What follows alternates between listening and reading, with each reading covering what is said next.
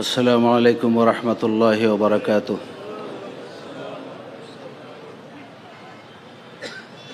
الحمد للہ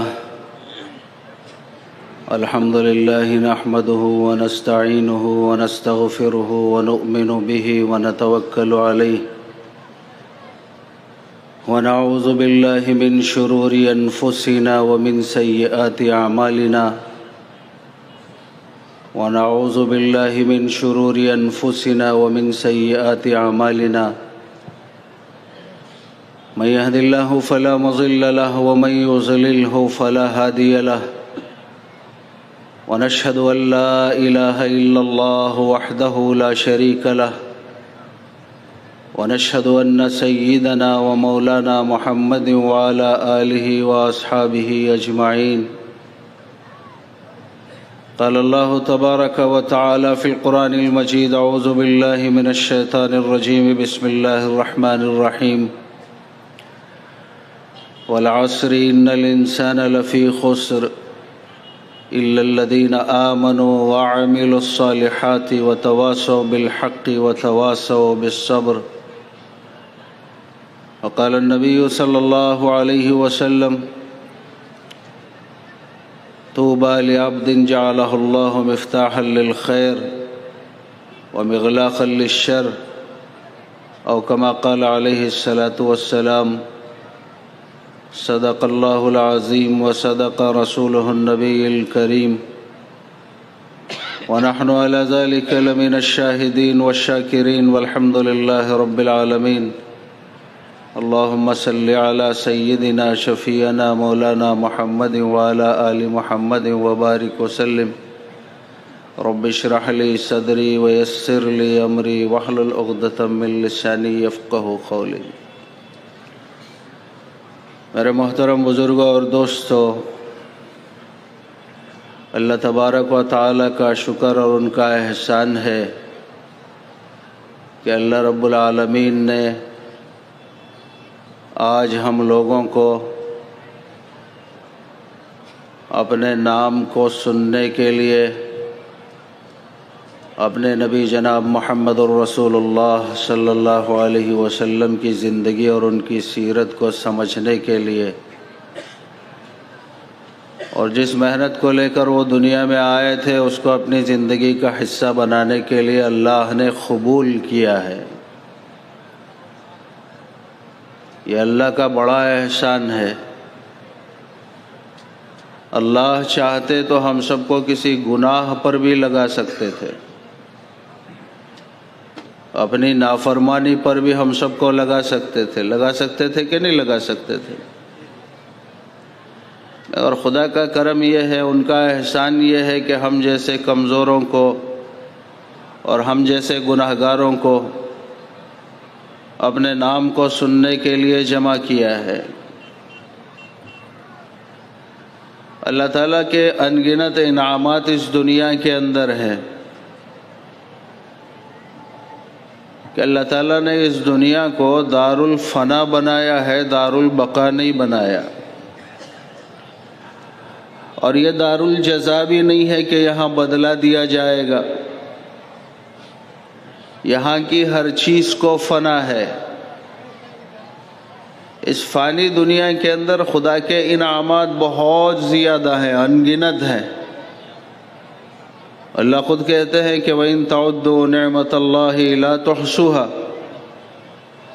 کہ اگر تم اللہ کے انعامات کو شمار کرنا چاہو، گننا چاہو، تو یہ تمہارے بس کی بات نہیں ہے کہ تم اس کا احاطہ کرو۔ ہم لوگ سوچتے ہیں کہ خدا کا انعام کیا ہے؟ یا آسمانوں کا ہمارے لیے فرش کا بننا یہ اللہ کا انعام ہے، زمین کا فرش بننا، آسمانوں کا عرش بننا، ہواؤں کا چلنا، سردی میں گرم ہواؤں کا، گرمی میں سرد ہواؤں کا چلانا، کہیں ٹھنڈے پانی کا انتظام، کہیں کھارے پانی کا انتظام، کہیں میٹھے پانی کا انتظام، کہیں کڑوے پانی کا انتظام کرنا، یہ خدا کے وہ انعامات ہیں جو ہر مخلوق کے لیے اللہ کے انعامات عام ہیں۔ اور ہم یہ سمجھتے ہیں کہ خدا کے انعامات کا حصول کرنے کے بعد اگر ہماری زندگی کے اندر تھوڑا بہت خیر کا کام ہو جائے، نیکی کا کام ہو جائے، تو ہمارے ذہن کے اندر یہ بات آتی ہے کہ ہم نے اللہ کے انعامات کا بدلہ چکا دیا ہے۔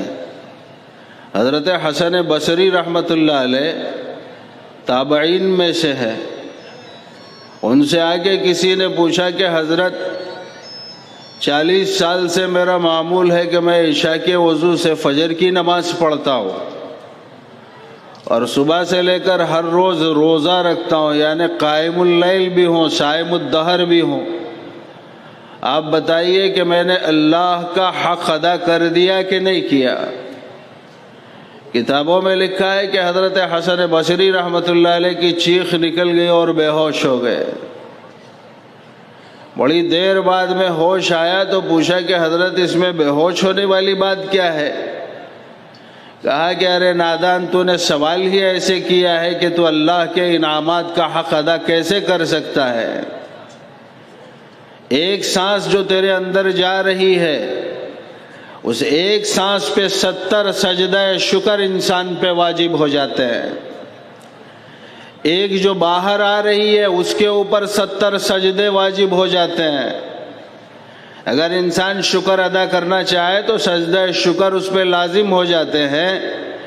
تو اگر ایک سانس پہ 140 سجدے بھی اگر کر لے انسان تو خدا کی اس ایک نعمت کا حق ادا نہیں کر سکتا، تو پھر یہ ساری نعمتیں جو اللہ نے دی ہیں ان نعمتوں کا حق کیسے ادا کر پائے گا؟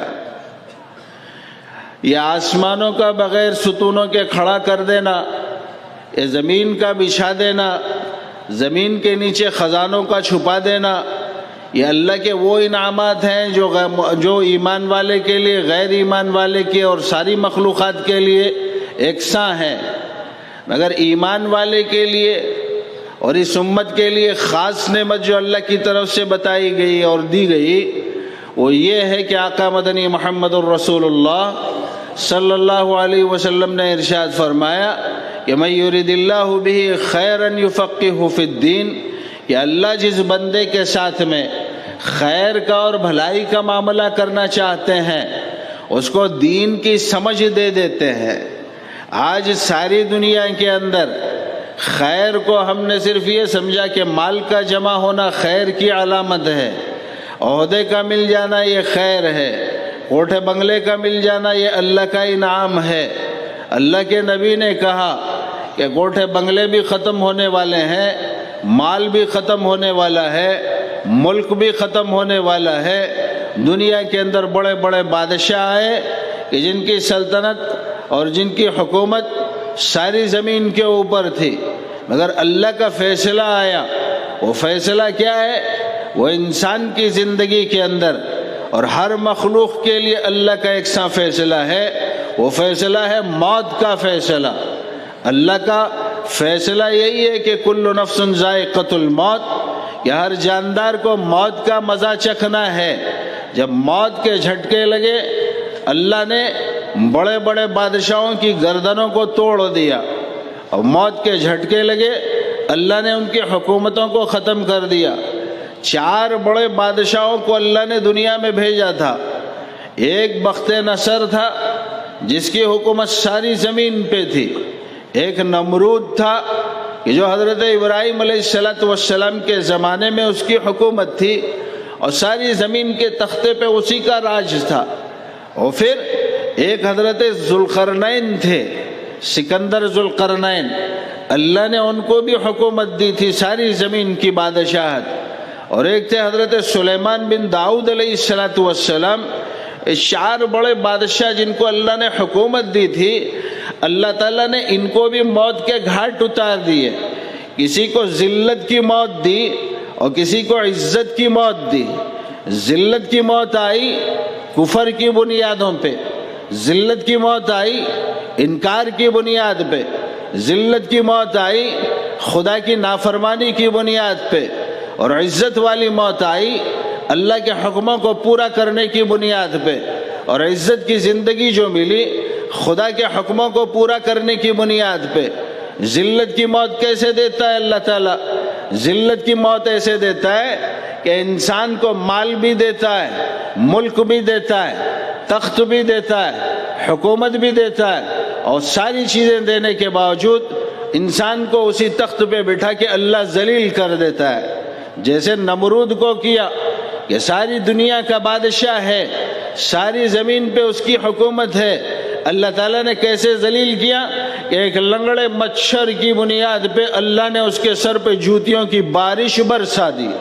یہ خدا کی طاقت ہے، مگر انسان اللہ کو سمجھ نہیں رہا.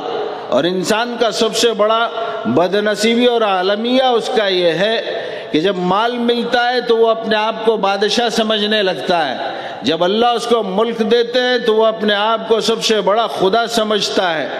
اللہ کی زمین کے اوپر نمرود بھی آیا، اللہ نے ختم کر دیا.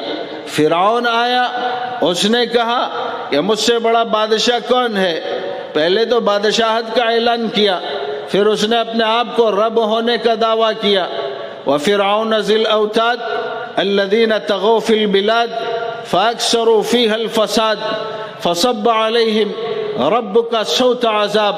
اللہ قرآن میں کہتا ہے کہ کیا تم فرعون کی زندگی کو دیکھتے نہیں ہو کہ ہم نے اس کو پھانسیاں دینے کے اندر وہ مشہور تھا کہ جو بھی آدمی اس کے خلاف کوئی سازش کرتا، ایک بڑی چوکھٹ اس نے بنائی تھی اور اس تیر کے اوپر لوگوں کو پھانسیاں دے دیا کرتا تھا اور وہ ننگے لٹکتے تھے. تو اللہ تعالیٰ کہتے ہیں وَفِرْعَوْنَ ذِي الْأَوْتَادِ الَّذِينَ طَغَوْا فِي الْبِلَادِ، کہ اس نے ہماری زمین کے اوپر نافرمانیوں کا راج اور ڈنکا بجا دیا تھا. اس نے کہا تھا انا ربکم العالی، کہ میں تم سب کا بڑا پروردگار ہوں، میں تمہارا پالنے والا ہوں، میں تمہارا بنانے والا ہوں. اللہ تعالیٰ کو یہ چیز بڑی ناپسند آئی. کیوں؟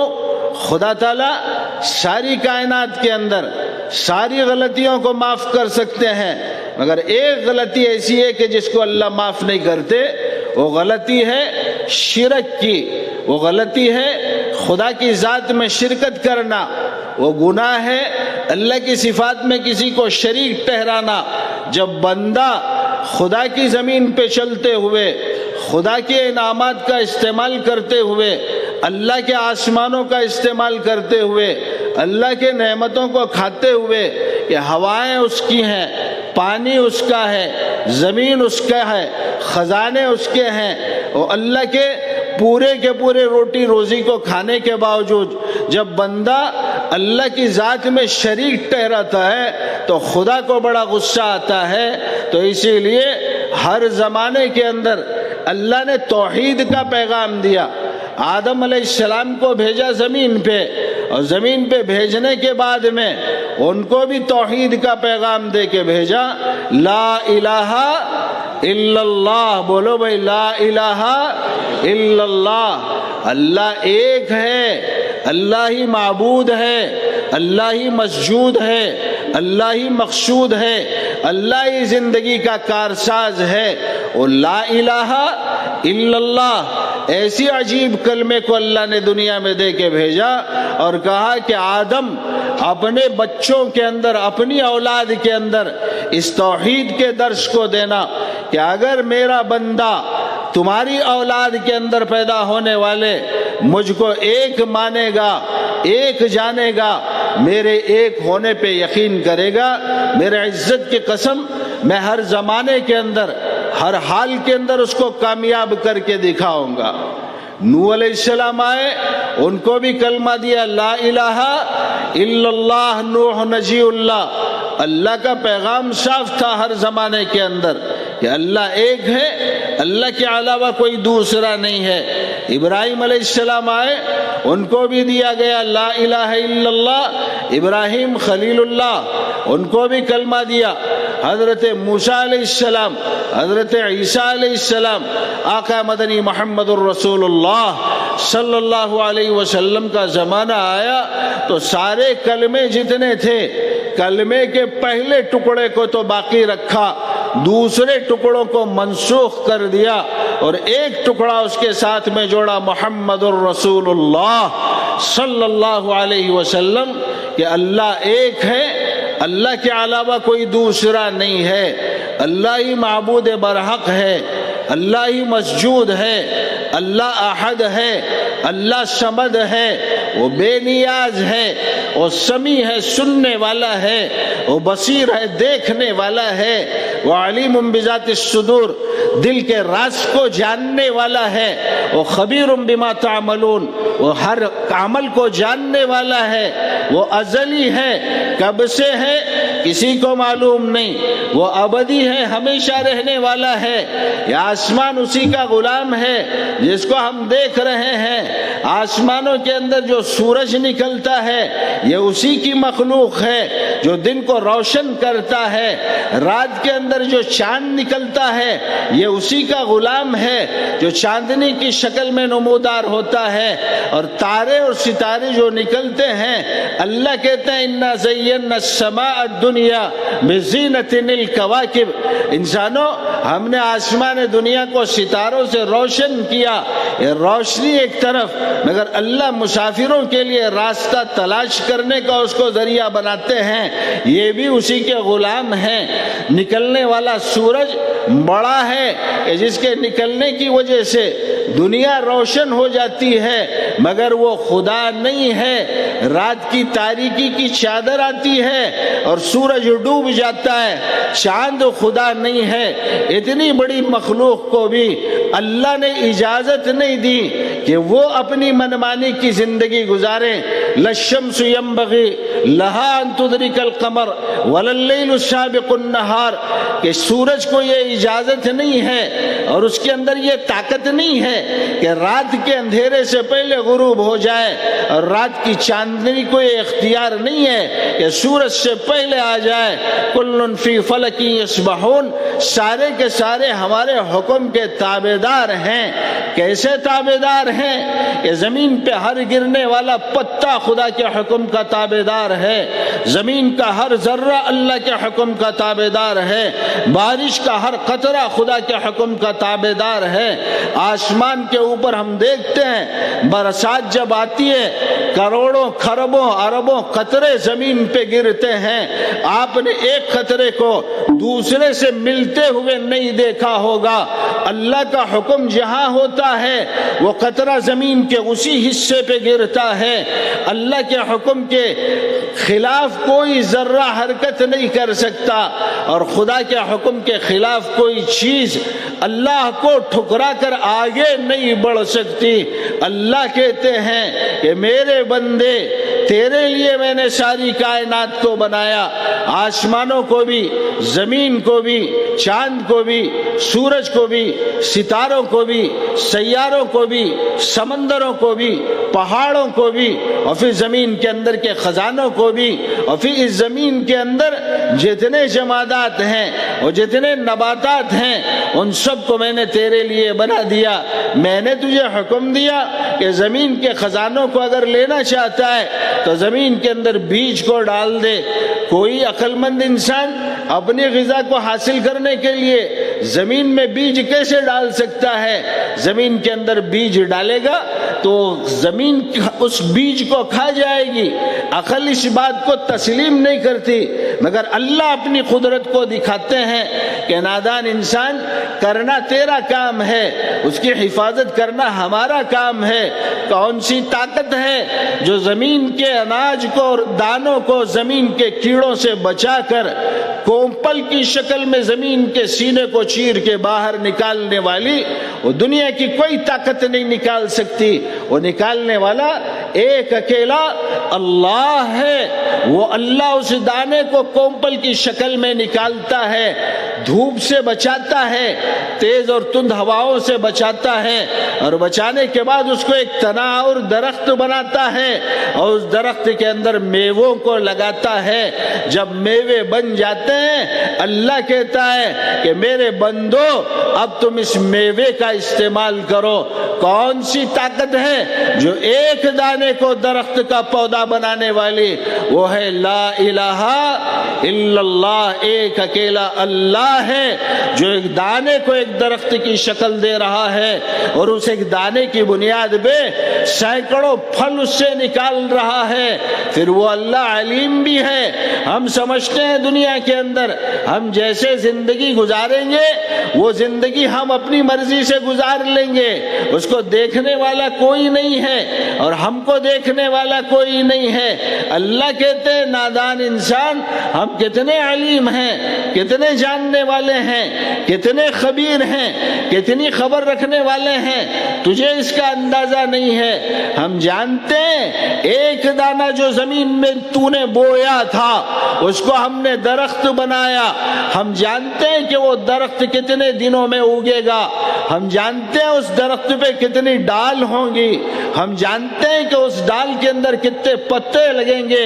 ہم جانتے ہیں کہ ان ڈالوں پہ کتنی میوے لگیں گے اور پھل لگیں گے، ہم یہ بھی جانتے ہیں کہ ان پھلوں کو کون کھائے گا، ہم یہ بھی جانتے ہیں کہ کتنا کھائے گا، ہم یہ بھی جانتے ہیں کہ کھانے کے بعد انسان اس کا فضلہ کہاں کرے گا، جب فضلہ کرے گا تو اس فضلے کو زمین کا کون سا کیڑا کھائے گا، اس کو بھی ہم جانتے ہیں۔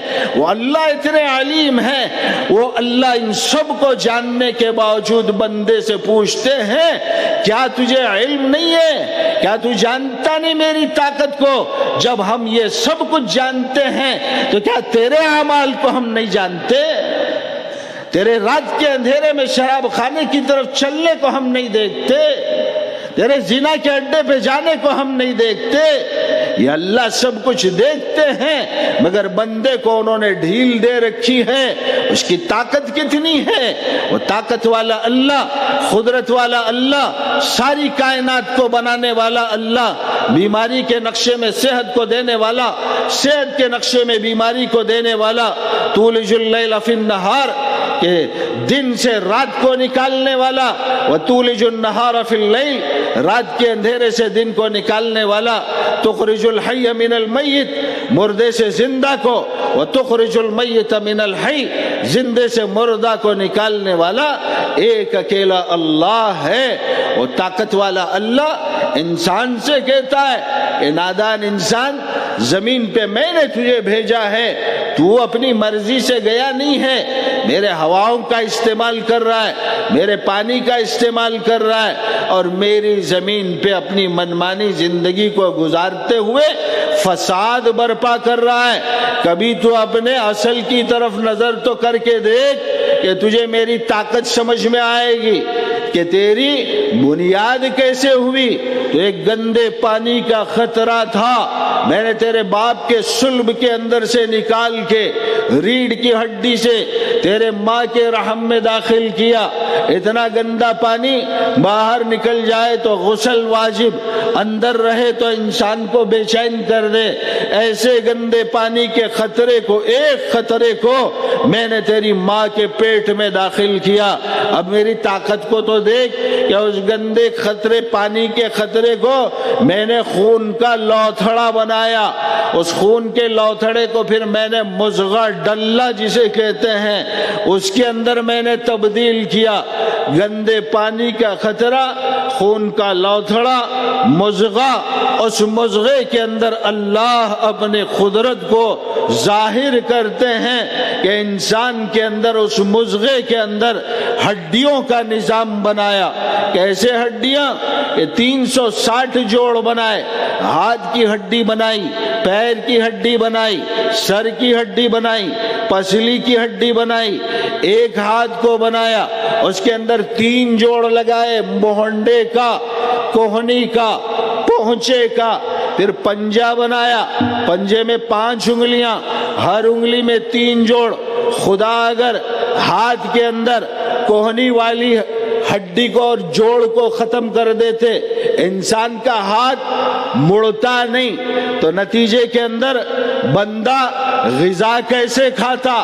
کھانے کے لیے ہر انسان کو دوسرے کی ضرورت پڑتی کہ سامنے بیٹھ کر یہ اس کو کھلاتا، وہ اس کو کھلاتا۔ 2 ہاتھ اللہ نے دیے، پکڑنے کے لیے پنجوں والے بنائے، اور پھر اللہ تعالیٰ نے پیر بنائے، پیر کے اندر 3 جوڑ رکھے، ایک کمر والا جوڑ، ایک گھٹنے والا جوڑ، ایک ٹخنے والا جوڑ، پھر پنجوں کو بنایا، ان پنجوں میں 5 انگلیاں، ہر انگلی کے اندر 3 فولڈ رکھے، اس کے اندر چلنے کی طاقت دی۔ پھر اس کے بعد میں اللہ تعالیٰ نے معدے کا نظام بنایا، معدے کے اندر غذا کو کھانے کی صلاحیت دی، اس کے اوپر اللہ نے سانس لینے کے لیے کلیجہ بنایا، اس کے بعد میں اللہ تعالیٰ نے اس کلیجے کے بازو کے اندر دھڑکتا ہوا دل بنایا، اس سے آگے اللہ تعالیٰ نے اس کی حفاظت کے لیے پسلیوں کو بنایا، یہ نظام چلایا، ہڈیاں اس کی حفاظت کرنے لگی۔ پھر اللہ تعالیٰ اس کے اوپر انسان کے اندر جانے کے لیے 2 نالیوں کو بنایا، ایک نالی پانی والی، ایک نالی غذا کی، ایک نالی ہوا کی۔ اس سے اوپر اللہ تعالیٰ نے انسان کا چہرہ بنایا، اس چہرے کے اندر پہلے اللہ تعالیٰ نے ہونٹ بنائے، اس کے اندر اللہ تعالیٰ نے مسوڑے بنائے، اس کے بعد میں اللہ نے ان مسوڑوں کے درمیان میں زبان نام کی ایک چیز کو بنایا، اس کے اوپر اللہ تعالیٰ نے ناک کو بنایا جو ہمارے چہرے کے اوپر ہے، اس ناک کے اندر 2 راستے بنائے، پھر اس کے بغل کے اندر 2 کان بنائے، اس ناک کے اندر سونگھنے کی طاقت کو رکھا، زبان کے اندر چکھنے اور بولنے کی طاقت کو رکھا، کانوں کے اندر سننے کی سماعت کی طاقت کو رکھا، اس سے آگے 2 آنکھوں کو اللہ نے بنایا، اس کی روشنی کو اتنا تیز کر دیا کہ اس سے بڑی تیز رفتار کوئی چیز دنیا کے اندر نہیں بنائی۔ کہ اس کے اوپر اللہ تعالیٰ نے اس کی حفاظت کے لیے ابرو بنائے، پلک جسے ہم کہتے ہیں کہ یہ مارتے رہتے ہیں، منہ کھلتے اور بند ہوتے رہتے ہیں، اس کے اوپر اللہ تعالیٰ نے انسان کا دماغ بنایا، اس دماغ کے اندر 2 لاکھ خانے بنائے، ہر خانے کی صلاحیت کو الگ بنایا۔ اللہ کہتا ہے کہ آسمانوں کو دیکھ کے میری قدرت کو نہ سمجھا کر بس تو اپنی زندگی کی حقیقت کو پہچان لے کہ میں نے بھیجا بنایا، اس بھیجے کے اندر 2 لاکھ خانے، ہر خانے کی صلاحیت الگ، کسی کے اندر سونگھنے کی، کسی کے اندر بولنے کی، کسی کے اندر پکڑنے کی، کسی کے اندر چلنے کی، کسی کے اندر دیکھنے کی۔ ایک خانہ بھی اگر ہم ناکام کر دیں تو دنیا والے اس کو پاگل کہیں گے۔ یہ سارا نظام جو بنا رہا ہے کون بنا رہا ہے؟ اللہ۔ کیسے بنا رہا ہے؟ ایک گندے پانی کے خطرے سے۔ کون سی فیکٹری میں بنا رہا ہے؟ ماں کے رحم کی جھلیوں کے اندھیرے کے اندر بنا رہا ہے، اور بنانے والا اللہ۔ یہ ساری چیزیں جب بن گئی فَكَسَوْنَا الْعِظَامَ لَحْمًا، کہ اللہ تعالیٰ نے گوشت کو اس پہ چڑھایا، گوشت کو چڑھانے کے بعد میں اللہ نے کھال بنائی اندر ہی، اس گوشت پہ کسی کی گوری چمڑی بنا دی، کسی کی کالی چمڑی بنا دی، اس چمڑی پہ اللہ نے بال لگائے، جہاں ضرورت تھی وہاں بال لگے، اور جہاں ضرورت نہیں تھی وہاں اللہ نے بال نکال دیے۔ اب یہ بننے کے لیے اللہ نے نظام کیسے چلایا؟ آج ہم روٹی روزی کے لیے پریشان ہیں، پیٹ پالنے کے لیے جھوٹ بھی بول رہے ہیں، دھوکہ بھی دے رہے ہیں، اللہ کے بندگی کو چھوڑ رہے ہیں، ظلم کر رہے ہیں، کسی کی زمین پہ ناجائز قبضہ کر رہے ہیں۔ ایک بالشت کا پیٹ ہے، اس کو بھرنے کے لیے اللہ کی نافرمانی اللہ کی زمین پہ کر رہے ہیں۔ اللہ کہتا ہے نادان انسان، یہ تو بتا کہ تیری ماں کے پیٹ کے اندر کوئی دکان نہیں، کوئی مکان نہیں، کوئی غذا کا انتظام نہیں، کس نے تجھ کو پالا؟ کیسے پالا؟ ماں کے ناف کے ذریعے سے اپنے بندے کی ناف کا راستہ اس نے لگا دیا۔ ماں کھایا کرتی، اللہ تعالیٰ اپنے بندے کو وہاں غذا پہنچاتا، ماں پیا کرتی، اللہ تعالیٰ اپنے بندے کو پالتا، اور پھر اللہ تعالیٰ ماں کے پیٹ میں پالنے کے بعد میں جب اللہ کو منظور ہوگا اس وقت میں بندے کو باہر نکالتا ہے، کسی کو 7 مہینے میں، کسی کو 9 مہینے میں، کسی کو 9.5 مہینے میں، یہ اس کا اختیار ہے، جب چاہے نکال دے، باہر نکالتا ہے۔ بڑے بڑے سائنٹسٹ حیران پریشان ہیں اس بات سے، جب بچہ باہر آتا ہے دایا ناف کو کاٹتی ہے، آپ نے دیکھا ہوگا کہ بچہ روتا ہے، وہ یہ سوچ کے روتا ہے کہ میری روٹی روزی کا راستہ اس دایا نے کاٹ دیا، اب میں کیسے جیوں گا، کیسے میں اپنے بھوک کو پورا کروں گا۔ اللہ کہتا ہے اننی انا اللہ، میں تیرا رب ہوں، تجھے ڈرنے کی ضرورت نہیں۔ دایا نے ایک راستہ کاٹا ہے تیرا، میرے عزت کی قسم میں نے تیرے ماں کے سینے کے اندر 2 راستوں کو تیار رکھا ہے۔ یہ خدا کی طاقت ہے۔ اللہ سمجھا رہے ہیں روٹی روزی کے لیے پریشان کیوں ہوتا ہے، اور بڑے بڑے سائنٹسٹ اس بات سے حیران ہیں۔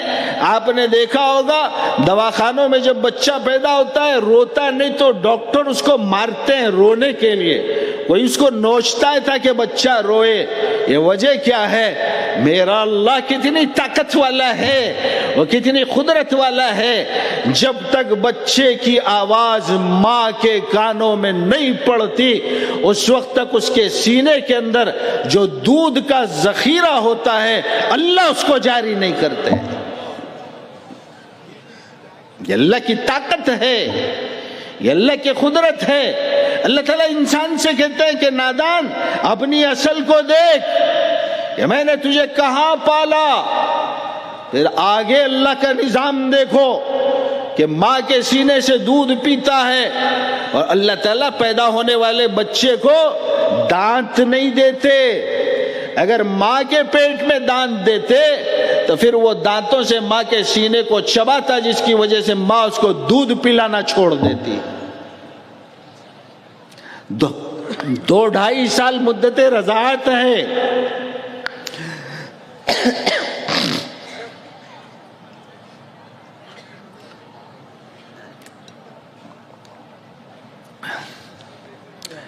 دودھ جب تک پلاتی ہے ماں، اس کے بعد اللہ کہتا ہے کہ بندے اب تیرے لیے میں نے اپنے زمین کے خزانوں کو کھول دیا۔ اچھا، اس سے پہلے کیا ہوتا ہے کہ جب پیدا ہوتا ہے یہ ایمان والا کہ جس کو اللہ تعالیٰ نے توفیق دی اور اس کے اندر آپ اور میں سب شامل ہیں، الحمدللہ رب العالمین، کہ ہمارے پیدا ہوتے ہی اللہ تعالیٰ ہمارے ایک کان میں اذان بلواتا ہے کہ نہیں بلواتا؟ کیا ہوتا ہے اذان کا مطلب؟ کیا ہے؟ اللہ اکبر، کہ اللہ سب سے بڑا ہے۔ بولو بھائی، اللہ سب سے بڑا ہے۔ یہ بتانا چاہتا ہے کہ نادان بندے آگے چل کے زندگی کے اندر میں تجھے میری مخلوقات کو، میری چیزوں کو، میری نعمتوں کو تیرے لیے میں مسخر کروں گا، کہیں یہ نہ سمجھ لینا کہ یہ دنیا کی زندگی بڑی ہے۔ تیری زندگی کا مقصد میری بڑائی کو مان کر چلنا ہے۔ پہلا سبق اللہ دیتا ہے اپنے بندے کو، اور اذان کے الفاظ میں دوسرا لفظ کیا ہے؟ بولو بھائی، گواہی کا دینا کہ اللہ ایک ہے، کہ اسی کو ایمان کہتے ہیں، کہ ایمان کے بغیر زندگی بیکار ہے۔ اور اللہ اذان کے کلمات کو ہمارے کان میں ڈلوا کے ہم کو یہ سمجھا رہا ہے کہ تمہاری زندگی کے اندر مجھ سے بڑی کوئی چیز نہ آنے پائے، اور میری توحید سے بڑھ کر تمہاری زندگی کے اندر کوئی چیز نہ آنے پائے، اور میری اس توحید کو باقی رکھنے کے لیے نماز سے بڑھ کر کوئی چیز تمہاری زندگی کے اندر نہ آنے پائے۔ اور جب نماز کو قائم کرو گے تو کامیابی تمہارا مقدر کر دیا جائے گا۔ اس بات کو سمجھاتا ہے اللہ، مگر افسوس ہے ہم لوگوں پر اور امت پر کہ جس نے خدا کے اس اعلان کو محض ایک رسم سمجھ لیا، اور وہ رسم ہم نے اس زندگی کے اندر نبھایا نہیں ہے۔ اللہ اپنے بندے کی پیدائش کے بعد میں زمین کے خزانوں کو اس کے لیے کھولتا ہے، آسمان سے برسات اس کے لیے برساتا ہے، پھر وہ کھانے کے قابل ہوتا ہے، ماں کا سینہ خشک ہو جاتا ہے۔ آپ نے دیکھا ہوگا کہ بچہ جب رینگنے لگتا ہے تو اپنے منہ سے بھی کھاتا ہے، دونوں ہاتھوں سے بھی کھاتا ہے، پیر سے بھی کھاتا ہے، جیسا اس کا من کرے کھاتا ہے۔ اللہ غذا کو پہنچاتا ہے، پھر جب اس کا وہ دور ختم ہوتا ہے رینگنے والا، اللہ چلنے والا دور لاتے ہیں۔ جب چلنے والا دور آتا ہے تو اللہ اپنے بندے کی حفاظت کرتے ہیں، کھیل کود میں زندگی کو گزارتا ہے، پھر اللہ عمر کا ایک حصہ لاتے ہیں، اس حصے کے اندر جیسے ہی بندہ داخل ہوتا ہے اس کو سن بلوغ کہتے ہیں۔ اللہ کہتے ہیں کہ میرے بندے اب تیرے اوپر میرے احکامات کو پورا کرنا ضروری ہو گیا، اور وہ احکامات پہ سب سے پہلا حکم کیا ہے؟ لا الہ الا اللہ، یہ میری ذات کے اندر کسی کو شریک نہ ٹھہرانا۔ مگر بندہ ہے کہ خدا کے حکموں کو ماننے کے لیے تیار نہیں۔ جیسے ہی ہوش آیا، جوانی آئی، اس نے بازار کا رخ کیا، دنیا کا رخ کیا، آخرت کا رخ کرنے سے ہر بندے نے انکار کیا، عمل سے انکار کیا۔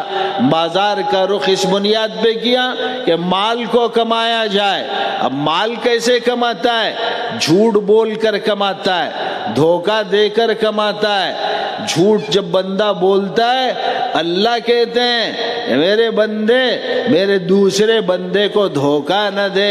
مگر بندہ ہے کہ مال کی محبت کے اندر اپنے آپ کو اتنا اس نے پھنسا دیا کہ خدا اس کو یاد نہیں آیا، اپنی حقیقت اس کو یاد نہیں آئی، پیدائش کے وقت میں اذان جو بولی گئی وہ یاد نہیں آئی، دوسرے کان میں اقامت جو بولی گئی وہ یاد نہیں آئی، اور اپنی زندگی کو اپنی مرضی کے مطابق گزارتے ہوئے اپنے عمل سے یہ اعلان کرتا ہے کہ میں آزاد ہوں، میرا کوئی رب نہیں ہے، میرا کوئی بنانے والا نہیں ہے۔ جب اپنے عمل سے اس چیز کا اعلان کرتا ہے تو پھر خدا کو بھی غصہ آتا ہے، مگر خدا بڑا غفور الرحیم ہے اور معاف کرنے والا، اور معاف کر کے بندے کو چھوڑتا نہیں ہے، وہ رحم بھی کرنے والا ہے۔ بندے کی نافرمانیوں کو دیکھ رہا ہے، بندے کی بدماشیوں کو دیکھ رہا ہے، اور وہ اللہ اپنے بندے کو پال پوس کے بڑا کر رہا ہے۔ دن میں 5 مرتبہ اعلان کرواتا ہے اپنے منادی کے ذریعے سے، حی علی الصلاۃ، کہ میرے بندے نماز کی طرف آ جا۔ بندہ کاروبار پہ بیٹھ کے اللہ کے اس حکم کا انکار اپنے عمل سے کرتا ہے اور کہتا ہے کہ نماز میں کیا رکھا ہے، اٹھنے بیٹھنے سے کیا ملے گا۔ اللہ کہتے ہیں حی علی الفلاح، کامیابی کو میں نے چھپا کے رکھا ہے۔ بندہ بازار میں بیٹھتا ہے اور جھوٹ بول کے دھندا کرتا ہے، اور وہ اپنے عمل سے یہ کہتا ہے ارے کامیابی تو میرے بازار کے اندر دیکھی ہے اور کامیابی تو یہاں رکھی ہے، اور تو کہتا ہے کہ مسجد کے اندر آ جاؤں، یہ کیسے ہو سکتا ہے؟ بندہ خدا کی اذان کا انکار کرتا ہے، بندہ خدا کی نمازوں کا انکار کرتا ہے۔ ارے ہم سجدہ کریں گے تو کیا اللہ کی طاقت میں اضافہ ہو جائے گا؟ ہوگا بھائی۔ اگر ہم رکوع کریں تو کیا خدا کی بڑائی کے اندر اضافہ ہوگا؟ بولو بھائی، ہوگا۔ اللہ تعالیٰ کو نہ ہماری عبادت کی ضرورت ہے، نہ ہمارے رکوع کی ضرورت ہے، نہ ہمارے سجدے کی ضرورت ہے۔ اللہ تو یہ چاہتے ہیں کہ میرا بندہ جس کو میں نے بنایا، جس کو میں نے پالا، جس کو میں نے بڑا کیا، وہ بندہ میں اس کو میرے سامنے جھکتا ہوا دیکھنا چاہتا ہوں۔ یہ خدا کی خواہش ہے کہ وہ اپنے بندے کو سجدہ کرتا ہوا دیکھنا چاہتا ہے۔ الساجد یسجد بین قدمی الرحمن، کہ سجدہ کرنے والا وہ اللہ کے 2 قدموں کے درمیان میں سجدہ کرتا ہے۔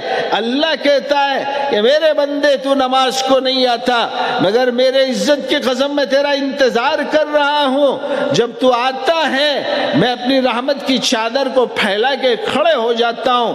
جب تو میرے دربار میں آ کے اللہ اکبر اللہ سب سے بڑا ہے کہہ کر ہاتھ باندھتا ہے، میں اپنی ساری طاقت کے ساتھ میں تیری طرف متوجہ ہو جاتا ہوں. جب تو کہتا ہے الحمدللہ رب العالمین، تمام تعریفیں پاک پروردگار کے لیے ہیں جو دونوں جہان کا رب ہے. اللہ کہتا ہے کہ میرے بندے نے سچ کہا، میں ہی ساری کائنات کا پروردگار ہوں، پالنے والا ہوں، رب میں ہی ہوں. پھر بندہ کہتا ہے الرحمن الرحیم کہ میرا اللہ رحمان بھی ہے رحیم بھی ہے. یہ اللہ دنیا میں بھی میری مغفرت کرنے والا، مجھے پالنے والا، مجھ پر رحم کرنے والا، آخرت میں بھی مجھ پر رحم کرنے والا ہے. اللہ کہتا ہے کہ صدق عبدی، میرے بندے نے سچ کہا، میرے علاوہ کون میرے بندے پہ رحم کر سکتا ہے. اللہ کے ایک بندہ کہتا ہے مالک یوم الدین کہ میرا اللہ تو روز جزا کا مالک ہے. اللہ کا کہتا ہے کہ میں تیرا بدلہ دوں گا. ایاک نعبد و ایاک نستعین، کہ جب مدد کو مانگتا ہے تو اللہ کہتا ہے کہ میرے بندے میں ہی تیری مدد کر سکتا ہوں، دنیا کی کوئی طاقت تیری مدد نہیں کر سکتی.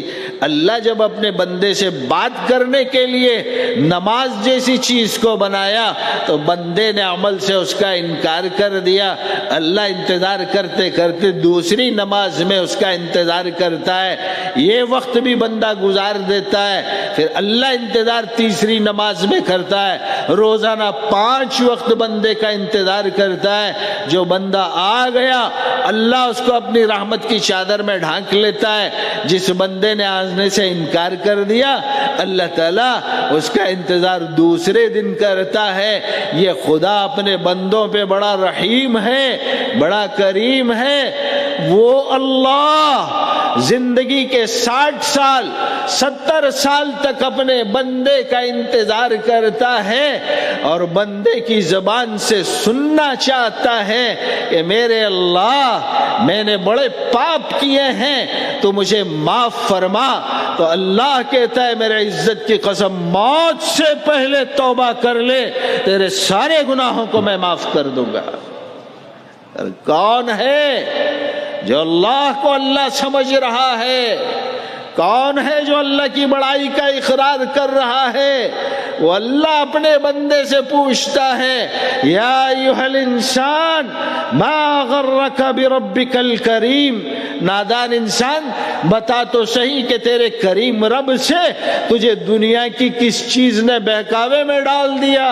الذی خلقک فسواک فعدلک فی ای صورت ما شاء رکبک، کہ اس اللہ نے تجھے اپنی طاقت سے بنایا. کیا بازار اتنے زیادہ پسند آ گئے کہ تو نے اپنے رخ کو اپنے رب سے موڑ لیا؟ یا دنیا اتنی پسند آ گئی کہ اپنا رخ تو نے مجھ سے موڑ لیا؟ یا آخرت کے اندر تجھے آنا نہیں ہے؟ وہ اللہ ہم سب سے ایک سوال کر رہا ہے. ایک سوال اس کا ہم سے ہے اور قیامت تک آنے والے انسانوں سے. اتنے انعامات کے بعد میں وہ اللہ پوچھتا ہے، وہ اللہ ہم سے پوچھتا ہے کہ ہم نے تم کو پیدا کیوں کیا ہے؟ افحسبتم انما خلقناکم عبثا وانکم الینا لا ترجعون. نادان انسان بتا تو صحیح کہ دنیا میں نے تجھے کھیل کود کے لیے بھیجا تھا یا تجھے لوٹ کے میرے پاس آنا نہیں ہے؟ یہ ایسا سوال ہے کہ جس کا جواب ہم کو اسی دنیا کی زندگی کے اندر تلاش کرنا پڑے گا. آج انسان اپنا محاسبہ نہیں کر رہا ہے. ایسا سوال ہے ہر انسان سے کہ اگر اس سوال کے جواب کو تلاش کر کے عمل کرے گا اللہ کی قسم آنے والی زندگی کے اندر راحتیں ہی راحتیں ہوں گی. اور ہم نے نہ خدا کی پکار کو سنا ہے، نہ خدا کے سوال کو سنا ہے، نہ اپنی زندگی کا محاسبہ کرنے کے اوپر لگے ہوئے ہیں، بس زندگی کو ایک دیوانے کا خواب سمجھ کر بھاگ رہے ہیں کہ ہمارا رخ اللہ سے ہٹ گیا ہے، ہمارا رخ دنیا کی طرف ہو گیا ہے۔